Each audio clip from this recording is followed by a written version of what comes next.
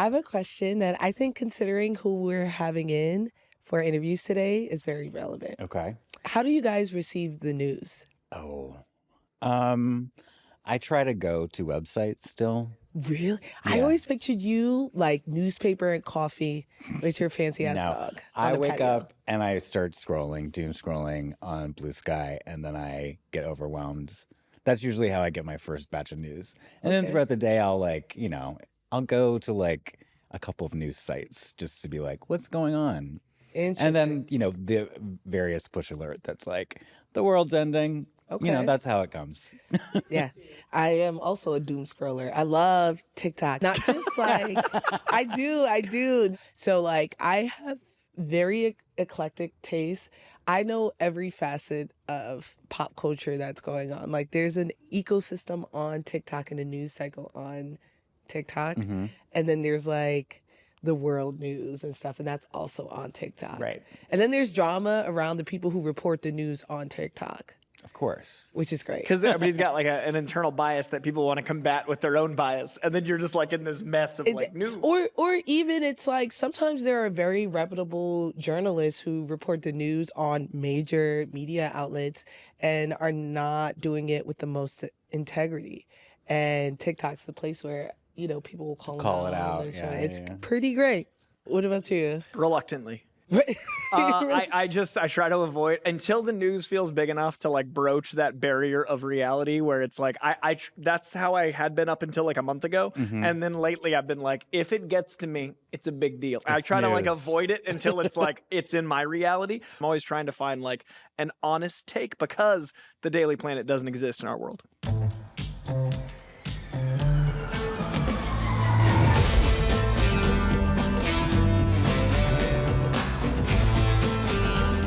I have to welcome everyone to the DC Studio Showcase, a place where you can hear all of the latest and greatest from DC Studios, right? So we're our own, like, I don't want to call us the news. We give you the tea. We're entertainers. We're entertainers, I won't pretend to know anything more than anyone else news-wise. You know a lot. Comics I got. I wanted to bring up all the news because for the next couple of episodes, we have very special interviews. We had a chance to meet with most of the cast from the upcoming Superman film that's coming out on July 11th. And we're going to kind of sprinkle that out for the next couple of episodes, which I'm excited for everyone to see. Now, today we have 3 different interviews. One from Skyler Gisondo. Did I say that? And you'll see that I got it. He'll be so proud of me. I can't wait for you guys to see this interview. He plays Jimmy Olsen, and I cannot wait for everyone to see how perfect he is. We also have Beck Bennett, who plays Steve Lombard, another Daily Planet employee, journalist. And then finally, we have Mikaela Hoover, who's playing Kat Grant, who's also at the Daily Planet. So I'm very excited to see all these journalists. Yeah. We're journalists too, so, Yeah, I like kicking off with their journalist episode because it was like the most interesting parallel of them playing what we do for DC and they're in the Daily Planet in that canon. It was really fun. Yeah, I agree. And I think that we play off well because they're like, I just was researching how to be like you guys. There you go. You know what I mean? So I feel like Jimmy Olsen is a very, very famous Superman character. I know who Jimmy Olsen is. So I even was like, Skyler Gisondo is Jimmy Olsen. But Steve Lombard and Kat Grant are completely new to me. So can you tell me who, like, all 3 of these people are in the context of the Daily Planet? Yeah. Well, I know specifically in the upcoming film, Kat Grant is a gossip columnist and Steve Lombard is a sports columnist. Yeah. And so they're both writers versus Jimmy typically is a photographer. And I believe Skyler actually will hear him talk a little bit more about Jimmy wanting to get more in that journalism space. But they kind of serve as rivals to Clark and to Lois. Right. And what I like about it, which I feel like Mikaela kind of brings up, is I don't think Lois and Clark realize that they're rivals. Like, you know what I mean? Sometimes Lois and Clark think they're rivals. Sometimes Kat and Steve think they're rivals.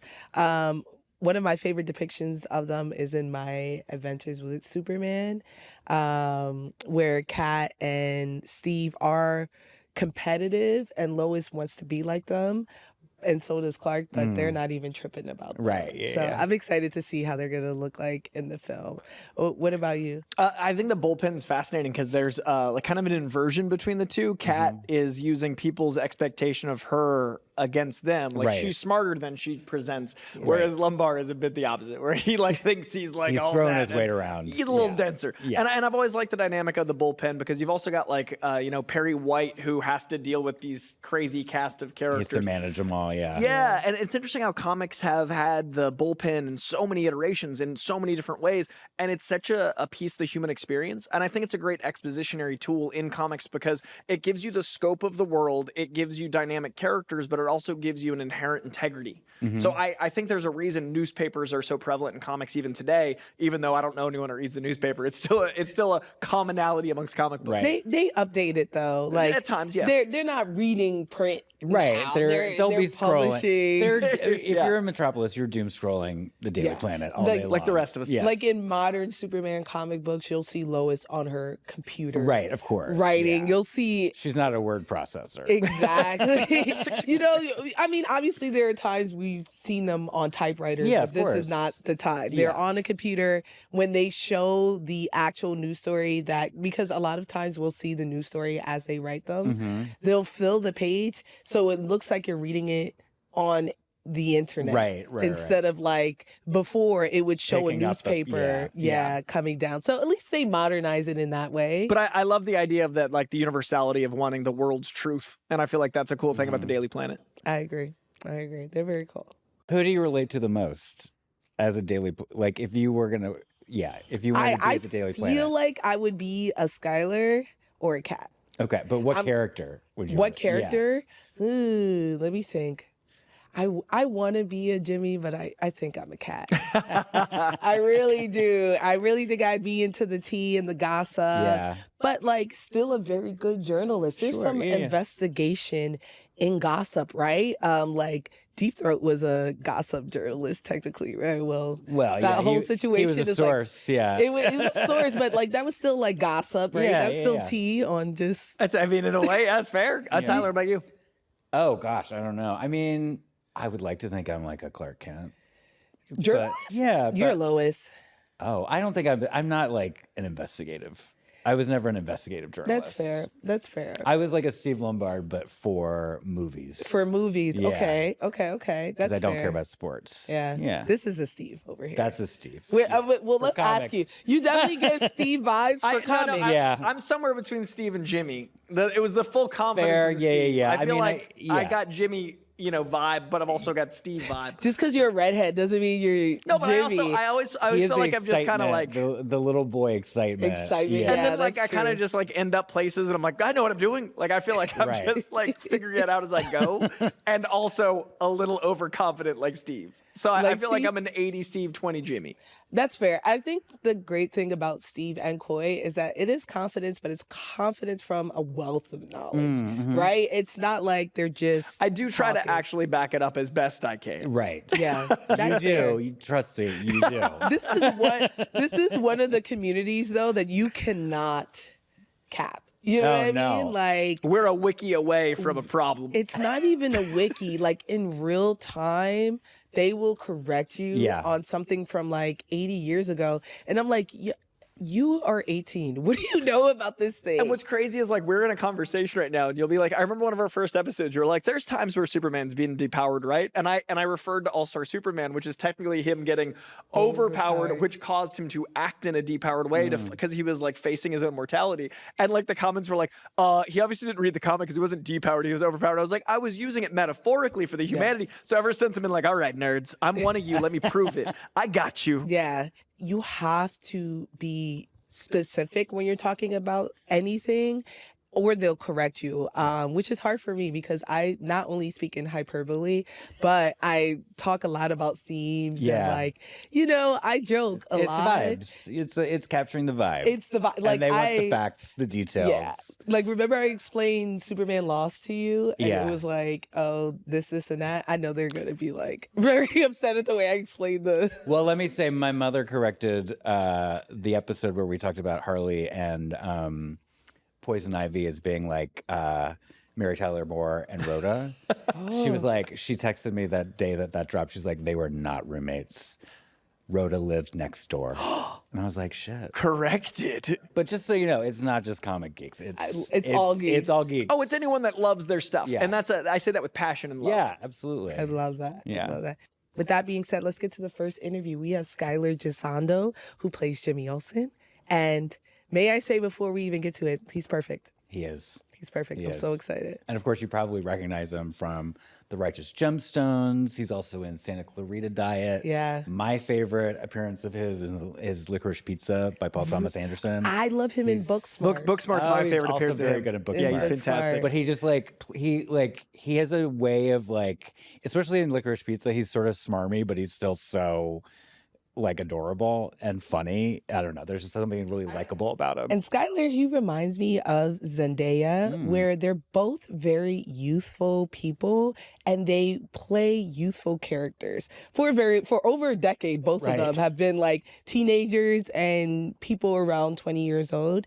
And they have this strength and youthfulness and fun about them. But there's just something underneath that makes you endear to their characters that I really enjoy. Zendaya is a little bit suaver, I think, in that interpretation than Skyler. But I love both of them for that reason. I think when you put them in, it instantly makes every scene feel lighter. It gives it. All of the characters play off of them very well. And I want to say he's not playing Jimmy Olsen. Skyler Gisondo is Jimmy Olsen. Well, yeah. Well, they're going to see, so let's get to it. I've never done a podcast.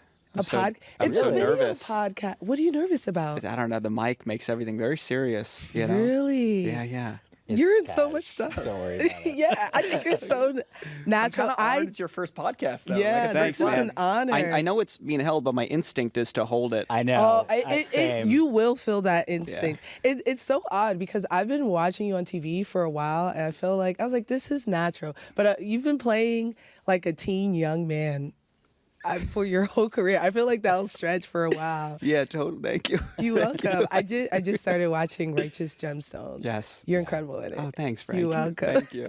That's so sweet.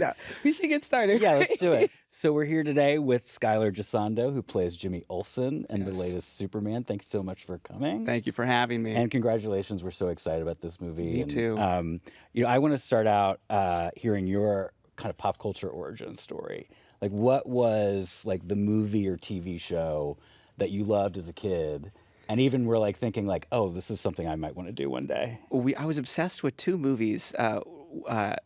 West Side Story, the 1961 West Side Story, and Happy Gilmore. Okay. And I apparently, according to my parents, I would just watch one of those two VHSs every day, at least once, usually multiple times. And I would when I would want my parents to be the Sharks and my sisters would be the Jets from West Side Story, we would do, I don't know. Who would you play? Tony? Man, I don't remember. My mom tells the story, but I think that those were the first two movies that I just loved. Right. And I started begging my. We lived in Florida at the time. We had no connective tissue to the film industry, and I just asked my parents if I could be on TV, and somehow, and we ended up in California. My dad had a business project out here, so we came as a family vacation, and my mom, to kill time while we were here, started driving me to auditions, and that was kind of it. A working vacation. Working vacation, and we stayed. We never left. And then one of the first things I got, I was 7, and I got on Comedy Central. It was called the Comedy Awards, and it was a live award show, but built into the show was sketches. Andy Richter was hosting, and I played Andy Richter's nephew in a few of the live sketches. And I met Adam Sandler. I was 7 years old. I was obsessed, and it was just this holy shit! Here it is. It's happening.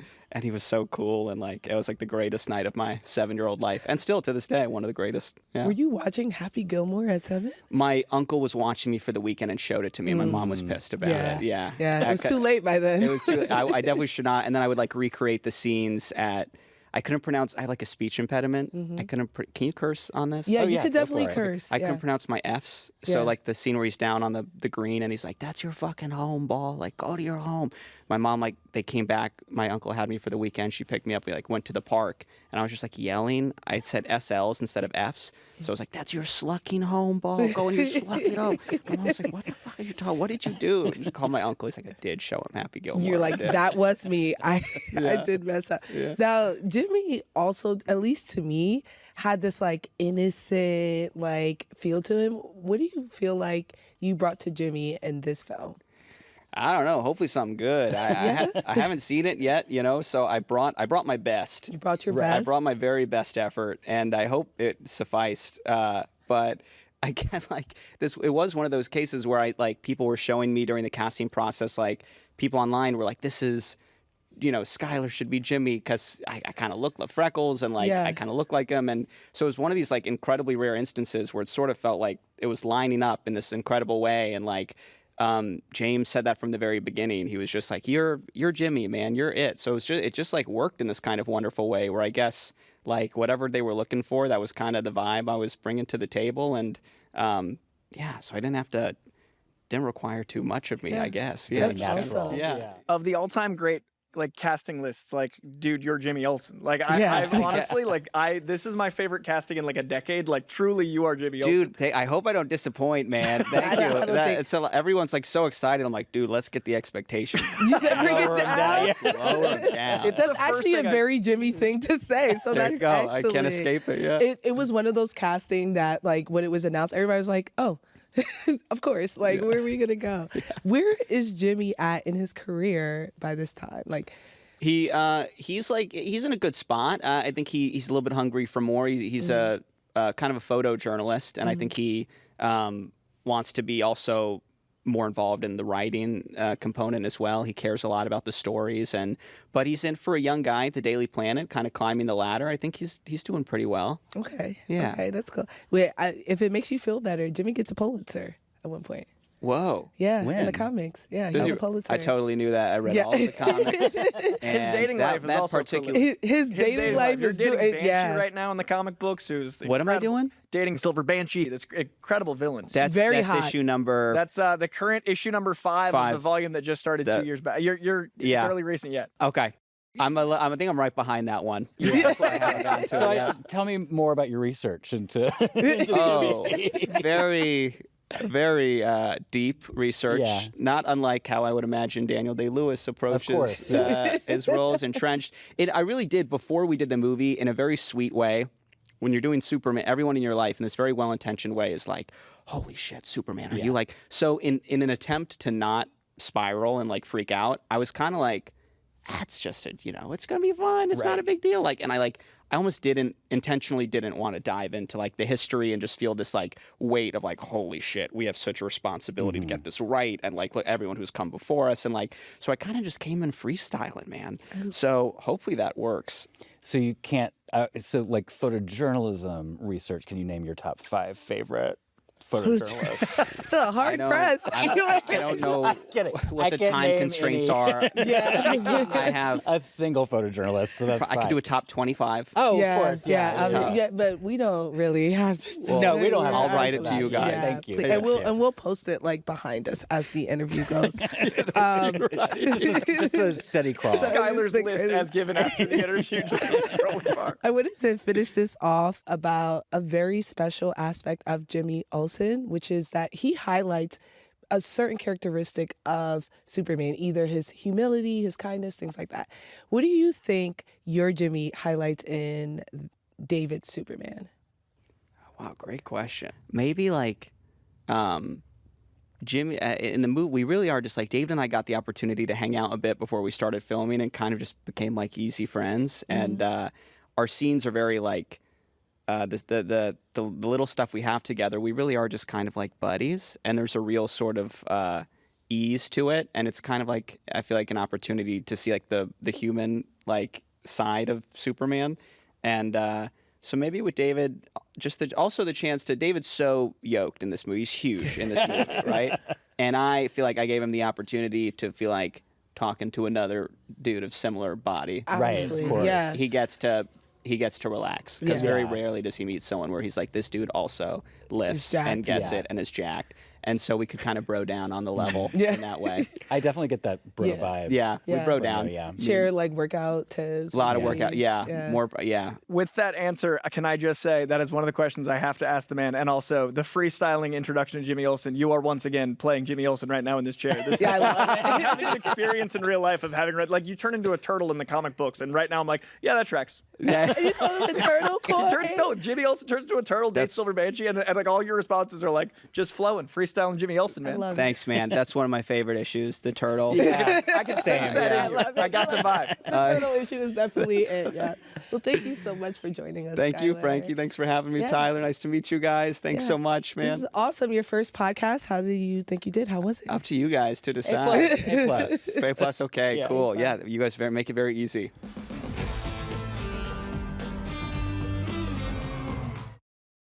Did I not say he was perfect? He is pretty great. He's pretty great. I've been doing this a long time, and that was one of the only times in the history of me interviewing people where I forgot I was talking to an actor. And there was a moment where I saw speech bubbles. Like, he was Jimmy Olsen to the point of, like, I Who Framed Roger Rabbited that experience. Yes. I think that's great. And honestly, I think that's a talent of James Gunn, where whoever he casts in these roles begin to embody these characters, right? Like, whenever I think of Peacemaker, it's John Cena for me. You know what I mean? And I think the same I think a lot of these characters, we're going to see that, where the most prominent rendition of them will be the actors that we see. He's really funny. Like, I said it in the interview, but like, I think this is one of the best casting decisions in a decade. And then he furthered that in the room where his answers were so Jimmy. Like, I could see that guy becoming a turtle. Yeah, that turtle was crazy. I was like, how did you say that to him? And like, I see it. He lives that life. I loved when you a hard press. That was a hard. Do you know what a hard press is? Well, I was channeling Frankie. Yeah, it was. I was like, this is Name brutal. your top 5 photojournalists. Yeah, and then it came to like 25, and we were like, we're just gonna run it behind him. Yeah. What would you have done if he named like 5 really? He could have prominent- thrown out 5 names. I'd be like, yeah. random names. Totally. I respect you.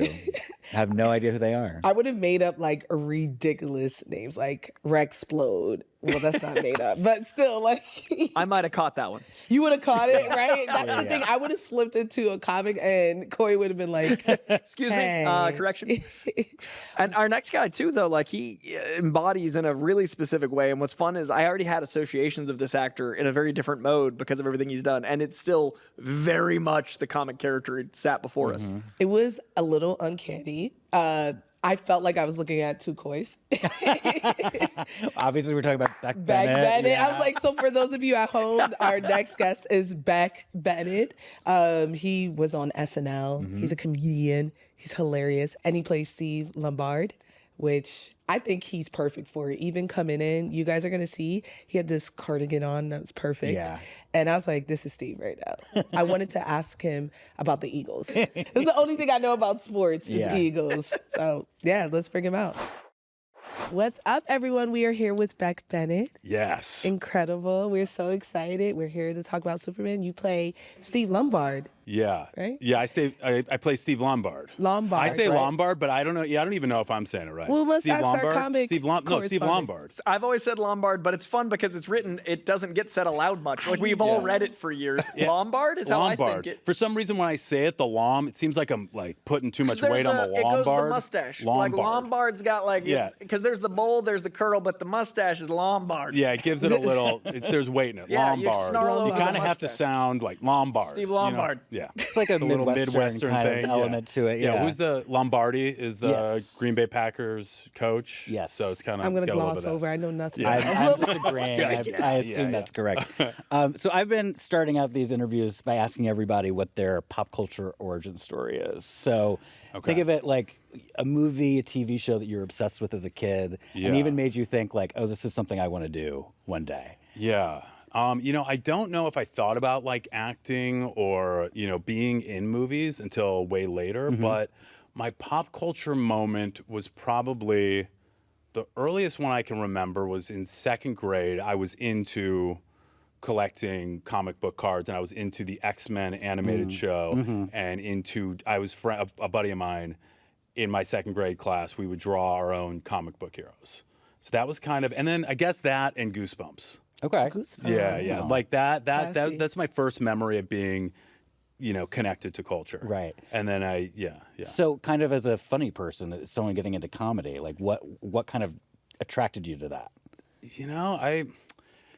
I don't know. It was like Goosebumps was like, it was just so fun. Like I loved Are You Afraid of the Dark and the whole Snick TGIF lineup and whatnot. And then the comic book cards and comic books, it was just cool what they could do, like all the X-Men, all their different, just their powers, and thinking about how we would use them and how we would incorporate that into our own, people that we were drawing and creating. It was just like, I think it just was a natural extension of, a kid's imagination at that time. Right. It's like, it's just perfect for that. It lends itself to it. Now, for people who may not be familiar with your character, who exactly is he to Superman? He is. Is there? What's the language? Oh, you can say. Can I say language. anything? This So is I've Max, been. grown-ups. Okay, great. I've been saying that Steve Lombard is the Daily Planet douchebag. He's the office douchebag. I changed that for getting ready to talk about the movie. I was like, I'll say adversary. Sure. He's like, and that's how he's written Classier. in his Wikipedia. He's like he was written as the adversary to Clark Kent, and basically everybody else at the Daily Planet, because he doesn't have a filter and he just says whatever's on his mind, and he's kind of, he thinks he's like a real macho, masculine dude, and he kind of throws that around a lot to, I think, mask his insecurity. Yeah. So What department does he work for? he's a sports writer. Of course. And he's been different. At first, he was a sportscaster, then sports editor. But in this, I've just been going with like a sports journalist, sports reporter. Do you watch sports? Do you do sports? I don't do sports anymore. I used to. I used to do sports, used to play sports. I went to USC when Matt Leinart and Reggie Bush were there. It was exciting, but then just fully dropped off. I think it's partly because I'm from Chicago and they have a strong sports tradition, but I'm out here now and I don't have the people to commiserate with. I would just watch the Bears or Bulls from a distance lose by myself, and I would get all sad, and I'd be like, I can't do sports anymore. Right. It's too much. Were you doing comedy in Chicago ever? I was. I mean, I left Chicago when I was 18 to come to USC. Got it. But I did Second City improv classes on the weekends with my buddies. I grew up in Wilmette, a suburb outside of Chicago, and we'd take the train down on Saturdays to take classes. So, yeah, I was doing comedy from an early age. I feel like these giant movies have such a improvisational element to just the nature of how big they are. Like, you have to be able to pivot, not necessarily in dialogue, but there's just so much going on. You have to be able to navigate that. Did you find the training you got through SNL kind of accidentally informed this? Absolutely, 100%. Like I've been gone from SNL for 4 years now, and it's crazy how applicable it is to everything, because it's just like you're being shot out of a cannon every week on SNL, and it's like, here's the impression you're doing today. Yeah. Here are the cue cards. We know, you might not be able to do it that well, but do it the best you can because you're going on live TV, and this is what you're going to say, and like trying to find your marks and making the moments work and everything. Like you're kind of always operating for a while in like, I don't know. I'm not rehearsed, and I just have to hit my mark as best as possible, make it loose, make it natural. So yeah, it was really amazing the first day to see how that training, those 8 years, really made me comfortable in this huge set with all these cameras and so many things moving around all at once. Yeah, I imagine a different environment than Studio 88. Yes. I mean, that's a tight space. That's a small that you have space. to run through. I've seen the runners pull a host and just, I don't know where they go. Yeah, this was. They show up 2 minutes later. This is huge. James told me that they chose the location for the Daily Planet because he wanted it to be longer than a standard studio lot or room or Soundstage. Soundstage. Yeah. He wanted it longer than that, and it was just these big, tall ceilings, and it was kind of like a sport because you just reset and go and go and go. But yeah, it was really fun. Amazing. Yeah. What unique character trait did you give Steve? Let's see. I mean, I think it was a little bit, I don't know if you'll see this a ton, but it's the way he puts his hands on his hips. It's kind of what would get me into the mode, I can't do it right now, but it was just a little thing that, like, you know, I don't know, maybe he does it in the comics or whatever. It's his power stance. Yeah, it's his power stance. It's a little bit of like a, like, what, it's kind of like a, yeah, I don't know, kind of like a, what the fuck are we talking about here? Just kind of like a hand on his hips, like, kind of like, but that was a little, if there was like a physical tick, it was probably that. But I mean, I think there were some written things in here that I think you'll find unique to Steve that you haven't seen in the comic books and in previous iterations of Steve. I'm glad we got that F-bomb. We're gonna be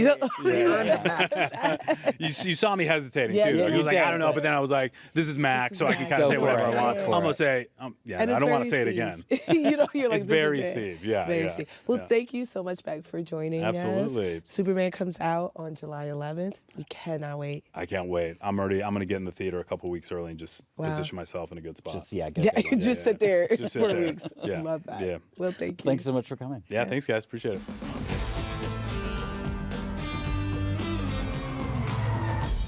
That was cool kind of hearing about SNL. Mm-hmm. Sometimes I feel like people don't give SNL their propers. You know Have what you I ever mean? have you ever gone to a taping? I did. Yeah, it's like really, really intense to just like watch. I mean, the show is like on the ground, like between sketches, like watching them run around. And likewise, these giant movies, something to the scale of Superman, I feel like people don't realize that the amount of moving parts is infinitely times more than what you see on the screen. So I was really curious if those paralleled. And it was really cool to hear the specificity of his experience in that. And the dude, like, he embodies the character like I hoped he would. Yeah, I would think that it would be more intense being on a set like Superman, but hearing him talk about, like, you know, you can always roll again, you can always reset versus like the intensity live, being live and the fear of messing up. That's the thing about SNL. It's so crazy. Is like they come up with all of that in like a matter of days. Yes. And then they take it to live television. And it's pretty. He said they read them off of cue cards sometimes. Oh, yeah. Which is crazy Yeah. to me. And I want to give him his nerd cred too, like dropping Fleer Ultra X-Men cards from the 90s. I got to give the props there. Those are some, I love those cards. Have you ever seen SNL auditions of like prominent crazy. actors? Yeah. For those of you at home, if you have it, that is definitely homework. And you can find Beck Bennett's as well. But is it online? Everyone is online. My favorite for sure is Will Ferrell once plays a boss who, when he has like spare time in the office, pretends to be a cat. And he does it with no dialogue. And it's the most brilliant physical comedy. I mean, there's some dialogue. He starts off, he's like, Kathy, hold my calls. And then he just starts pretending to play with a ball. And it's the funniest. I was like, this man is prolific. It's incredible. But that being said, we have one more interview for today's episode. We have Mikaela Hoover, who plays Cat Grant. I was waiting for the transition from playing a cat to Cat Grant. It was right there, Frankie. I was right there. Well, I was like, this is genius. I'm setting up a cat pun. I was like, speaking of cats, we have Cat Grant coming. Honestly, I think that's why. I had an SNL moment. She's doing it. What a transition. Wow. What a yeah. transition, man. Almost. That's how, you know, my head works like that, but then sometimes I forget to verbally. You zagged when you were already planning to zig. I get it. Yeah, you know, keep you guys on your toes. But that being said, we'll have Mikaela Grant. She's a legacy actor with James Gunn, and I loved every moment of this interview. Yeah. So let's roll it. We are here with Mikaela Hoover, who plays Cat Grant in the upcoming Superman film.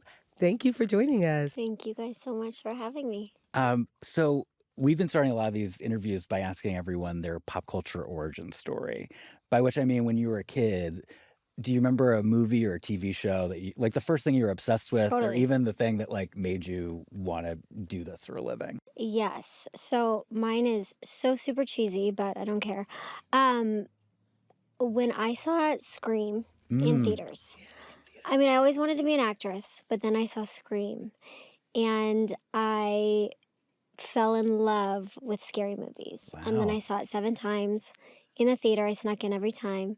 And then I just was, you know, Nightmare on Elm Street, Shocker, every Wes Craven movie there was, and then got into every kind of horror movie there was out there. Do you have a favorite franchise?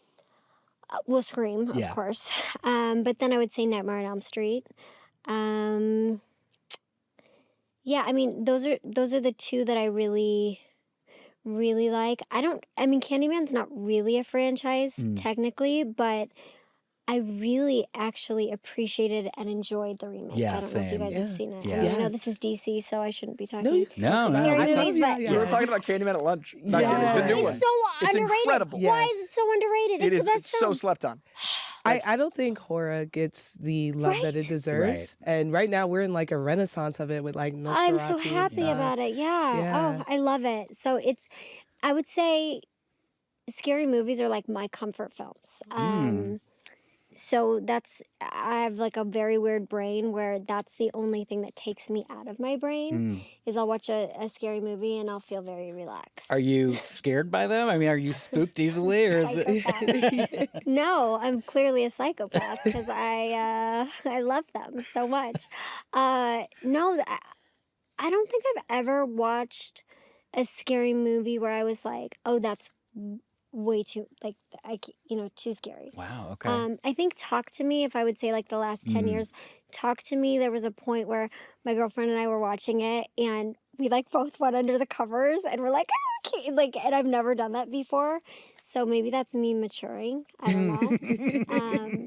But yeah, I tend to just love them so much. No matter what they are, yeah. No, you're so sweet, but Oh, thanks. you're welcome. Kat Grant is very, very competitive Yes, and very. spicy. Mhm. How's her relationship with Lois? In the film? In the film, yeah. Well, I would say in the film, Kat is very into herself and into what she's doing. So I don't think she's even aware, really, in the film of the competitiveness with Lois because she is so self-absorbed and just kind of in her own world, I would say. Yeah. Yeah. What would you want the audience to take from her character? You know, Kat is a lot smarter than she kind of comes off as, and I wouldn't say calculated, but she knows what she's doing. She's a strong woman, and I would hope that the audience would kind of see that, and yeah. So you've worked with James Gunn have, yeah. multiple times. Can you talk about kind of what you're excited about, what you were excited about for this film Mm-hmm. coming on, but what about him as a collaborator makes you excited to go back and work with him again? I mean, James is just the best. I auditioned for James. Gosh, this is gonna age me. I shouldn't say this. Shit. But over 15 years ago, for a project called Sparky and Mikaela. Oh, no, I auditioned for him for a show called Humanzy. And then I was in that. Sean was in that. Rooker was in that. And then him and Peter created Sparky and Mikaela, so we did that. And then I just started, working with him in various projects. And he's brilliant. He's funny. He's magnetic. And so working with him just every time is so fun. And yeah. What has been the most obscure thing he's had you do in a role? Jesus, this is HBO, right? Yeah. Yes. Oh yeah. Sparky and Mikaela was really bananas. I don't even know what this is. It's me and a raccoon. Oh, sure. Yeah, okay. so- Yeah. You're like, yeah, that's Sparky's fine. Yeah. I'm Mikaela. I figured that part out. Raccoon Yeah. is Sparky. But Guardians was pretty. I played a bunny rabbit in the third Guardian, so that was pretty fun and crazy. And he had me like doing all of these weird. I mean, he'd be shouting out things at me to be doing while I'm playing a bunny rabbit. So that was pretty obscure. Yeah. I feel like Kat Grant would be a horror junkie too, like from the comics, like that. Oh my God, energy, I love like, you. I hope so. 100% given that vibe just being here. But I'm also wondering, like, the comics have such versatility. She's press secretary at one point for Lex Luthor when he's president. Like, the character goes all over the place. Totally, yeah. Is there anything that you were like, oh, that's fun. I want that to be part of my experience of Kat? Well, the stuff that I loved about Kat was the fact that she started out as a gossip columnist. I think that is so fun, and she's so unfiltered, and I'm totally filtered. So, but I just. I found a lot of similarities in us when I booked it and going through the comics, and we're just there's a lot of similarities there that I was like, oh, this is a no-brainer. This is so cool. I feel like she's a character that is so much smarter than she lets on. Totally, that's what I was trying to say, but I don't know how to. No, you How to, said it. like, But okay. I feel like Lombard is the opposite, Oh, where he God. thinks he's smarter than he is. And I've always loved that, like, sports jock, gossip columnists. They're like that. The high school kids that never got out of high school and they've kind of Totally. crossed paths. Totally. Was there that dynamic with Beck? Yes, 1,000%. Yeah, and it's so easy to be like that with Beck. Like, I mean, not that like Beck's very smart. Like, holy shit, Beck is very smart, but it's very easy to have that. You know, we almost have like a brother sister kind of like back and forth banter. You know, Steve gets on Kat's nerves all the time. He is just, and but I think when it really comes down to it, she could depend on him. But yeah, there is that back and forth. Like, she's just always like, oh, shut up, Steve. Like, you know. I love they're both loyal in their own ways. And I feel like In their own the ways, Daily totally. Planet, like that whole room is loyalty. And I think that's the Yeah. beauty of that family for Clark and for Lois. I'd love to know Daily Planet being a physical space. You guys got to film in something that was apparently God. enormous in the scope of it. What was it like the first time you took that step from imagining the character to physically being in the planet? Well, I cried when I walked in. Oh, I'm gonna start tearing up again. It just felt. It was so surreal. It was like a dream. Seeing that set, seeing everybody that was in there, all the actors that were in there, it felt very real too. I mean, I say it felt like a dream, but it also felt very real. And you know, I kept saying to, you know, Beck and even Rachel, like I was like, we're in the fucking Daily Planet right now. Like, this is crazy. And it was magical. It really was. I can't wait. So Yeah. excited. It's the way they did it, it's magical. Thank you for loving this character. Oh, I love her so much. Thank you. You're so sweet. I love it. Well, thank you for joining us. Thank you guys for Mikaela. having me on. This has been incredible. Everyone at home can watch Mikaela Hoover as Cat Grant in the new Superman film that is coming out on July 11th. I'm so excited. Yep.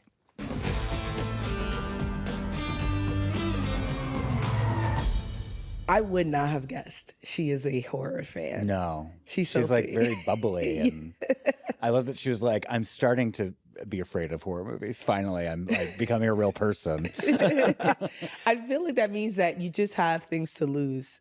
So things get scarier. You know what I mean? As you grow, you get more things, you get more loved ones closer. Yeah. All of a sudden, these things, particularly things like Scream, get scarier and scarier. Yeah, I loved her pulls. Like, a lot of those are my favorite horror stuff. Like, I'm not a huge horror person, but those were all my favorite horror things. And she also just felt like Cat Grant sitting in the chair. That's the thing about all three of these Daily Planet characters was some of their answers. I was like, man, you were so perfectly cast. Yeah. Yeah. I feel like I was like you maybe like a year ago because I'm a scaredy cat and I did not like horror because I'd be afraid. But I'm a cinephile and I think that's starting to trump, you know, how afraid I am of these You're films. just going for it. I'm just going for, because films like Talk to Me, which she mentions, they're so good. The acting, the cinematography, the music, that even though I'm afraid, I'm like, man, I gotta watch this. I have to lock in. Nosferatu had some of the most breathtaking shots, I think, of last year. I feel like I don't even want to get on the Academy, but horror, I think, is really having a moment. I think it's always been artistic, and I think we give fans, like, we're not nice to horror fans in a way that people aren't nice to Comic book fans, and they think that we're not deep, when really we got some real cinema there. You know what I mean? And Talk to Me is a great example. And a lot of her pulls. Yeah. Yeah, I think there's a lot of technical work in both horror and comic book movies that people don't really consider. Even in that first flight scene that we got to see with Superman from James Gunn that they released, there's a part where he does his barrel roll and the shot comes from behind him to the front. That is hard, dude. Like, I was watching, I was like, he's talent. There's also a huge Venn diagram of like comic and horror, both in fandom and in genre, but also like look at the directors, like you know, James James Wan, Muschietti. Like, there's so many iconic DC directors that have so much horror in their backing, and I think that's definitely for a reason. That Even pacing, James that Gunn. timing. Yeah. I mean, Slither. yeah, Slither, Dawn of the Dead, Yeah. Scooby-Doo. Yeah, Scooby-Doo. Scooby-Doo 2. That's going to come up later. Well, it's that time again for our spotlight. Tyler, what do you have for us today? I'm going to throw out exactly what Mikaela talked about in her interview. The Scream. The first 3 Screams, I think, are on Max. Those are my favorite. Those are the ones from my adolescence. And I want everyone to know that I am stealing Tyler's answer.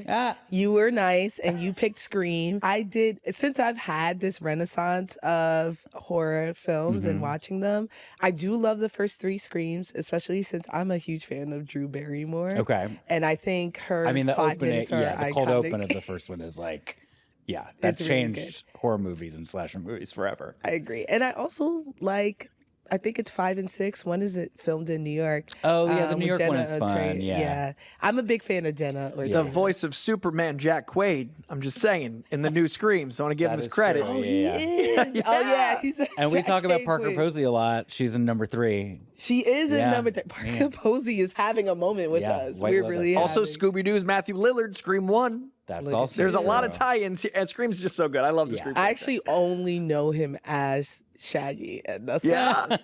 Yeah, I know he should be. What was his character's name? Stu. Dewey? Oh, Stu, Stewie. yeah. Dewey was Arquette, right? Yes. Okay, Yeah, Stu. yeah. But still, I just know him as Shaggy.